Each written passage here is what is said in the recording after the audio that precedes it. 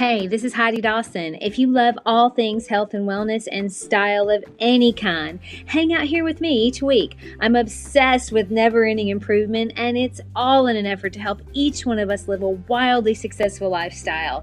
Subscribe today so you don't miss a thing. Hi, guys. Welcome to episode 308 of the Wildly Successful Lifestyle Podcast. Thanks for hanging out. It's always a pleasure to be with you guys. Okay, have you ever noticed that for all practical purposes, there really are two parts of you, two versions of you. One that really wants to do the things that you know will make your life better, and one that really wants to just say, life is short. I'm going to do whatever I want, eat whatever I want, drink whatever I want, be a hermit, avoid family gatherings. You know, all the things that just seem to put you on easy street. And I've struggled with this a lot. I mean, I talked about it in episode 307 about exercise. I used to battle just giving it up because I was using it to make me thin. But I realized that I had to use other tools for that, like nutrition. Exercise was helping keep me sane, healthy, and happy, which actually helped me make way better choices in every other area of my life. And that's how it goes, though. Once you get the momentum headed in a good direction, it'll build upon itself. But it works in both directions. The bad direction will build upon itself, too. You see, for me in the past, okay, when I let the version of me that wants to say life is short, do as you please, when I would let that win out, it would usually end up with me feeling bloated or full or hungover or lethargic, maybe even lonely because I isolated myself. When I've done that, it seems like I was just mad at the world and everything would go wrong. Or I was only wanting to eat like greasy food or wanting to hide in my house because I felt fat. Or maybe I felt so disconnected from my family because I was isolating myself that it was weird to even reach out. And it would have me buying things I didn't even need to fill a void. I don't know about you, but I say life is too short. It's way too short to live like that. But when I'm really working on being the best version of me, which is pretty consistent now, the momentum is heading in the direction of decisions that make me feel really good. Now, it's not 100% of the time. I think I'm on the 80-20 ish plan. I mean, there are times when I drink more than twice a week, and there are times when I drink less. There are times when I will eat 5 chocolate oatmeal cookies in a row, but that is not my habit. Now, the part of me that wants to eat chocolate oatmeal cookies every day is still there. I just tell it no. And the part of me will always be there, I think, that would like to have a drink on a Tuesday when I said I wouldn't drink during the week. She's not going anywhere. I'm not a robot. I'm a human. But I'm a human that knows life is too short to have to deal with the repercussions of some of those things. I mean, I used to have to try 15 outfits on just to find one that would hide my thighs the way I want them to look or hide what I didn't like. I used to spend so much money on new clothes hoping that they would make me finally feel pretty when I wasn't happy with myself or my body. And life is too short to wonder if you did or said anything crazy when you had a little too much to drink the night before. I think one of the biggest struggles we all deal with is keeping ourselves in check. I mean, telling ourselves no and keeping the promises we make to ourselves. It's not easy 100% of the time, and you're not going to be perfect. But the other option is super hard too. We all have that version of us that still wants to act like a 3-year-old, where we do whatever we want, whenever we want. But what do we do with 3-year-olds? We tell them no all the time.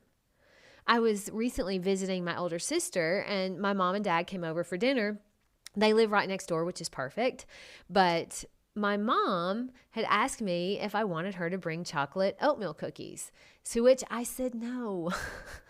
I had been eating so bad. It was right after the holiday season. I had to get myself back on in a good track. So I said, no, I've got to be in a bathing suit in 2 weeks. Please don't bring any. So they didn't. We had a great dinner and it was fine. But the next morning around 11 o'clock, I'm leaving to head home.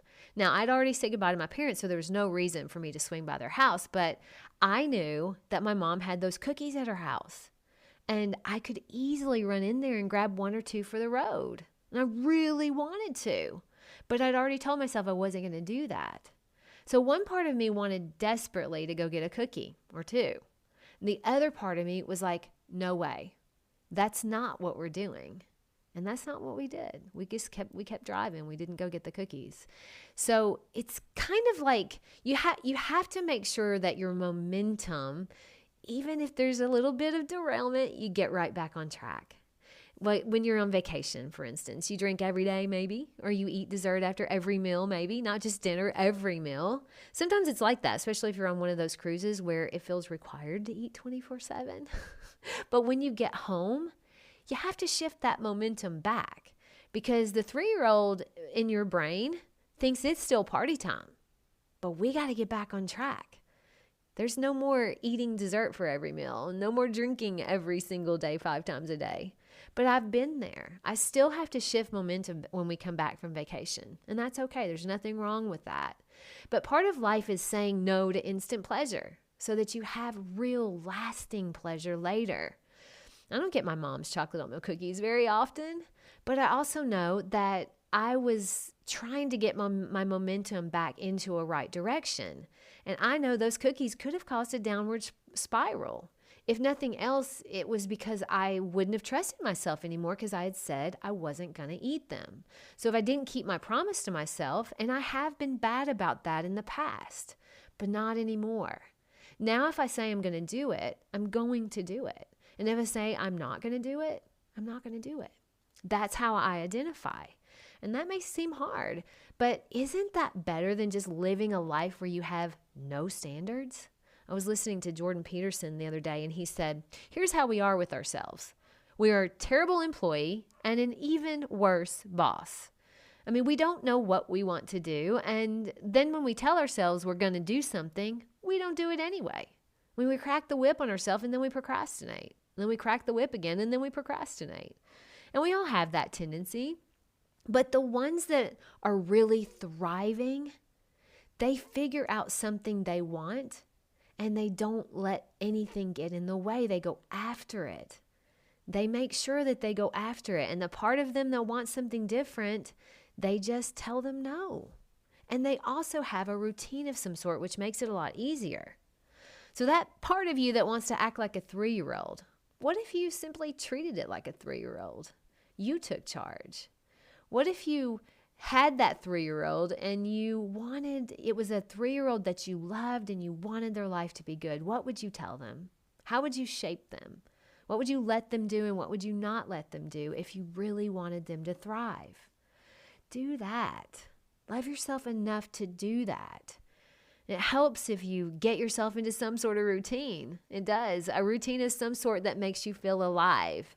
And you won't be perfect on it. You're not a robot. We all want to be lazy sometimes, which is perfectly fine.